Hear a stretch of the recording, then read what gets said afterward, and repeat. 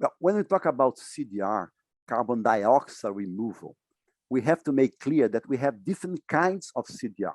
So we have those that we call let's say, nature-based solutions. So reforestation, afforestation, improving pasture quality, improving the soil quality to retain more carbon. All these are CDR kind of things, right? The other thing is what we call a technological CDR. For example, direct air capture, which is to extract CO2 from the atmosphere, or let's say what we call enhanced weathering, which is to capture also CO2 from the atmosphere in specific chemical materials, etc. So these are very technological ones. So what we can say is that any kind of mitigation pathway for a 1.5 degree world, 2 degree, 2.5, 3, even 4, some level of CDR will always be there.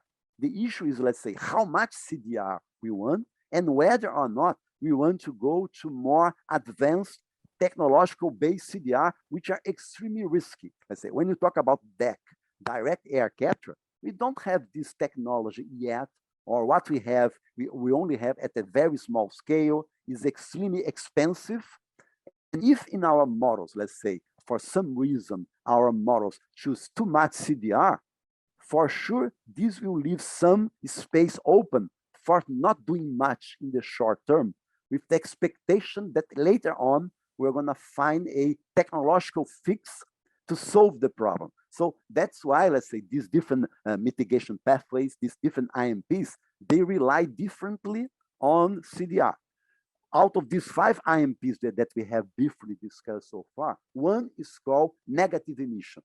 This one really relies very heavily on CDR.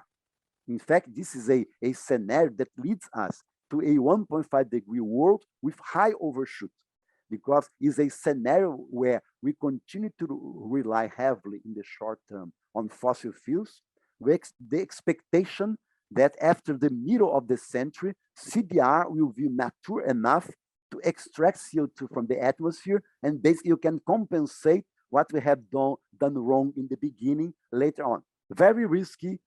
So these are the trade-offs that we have here.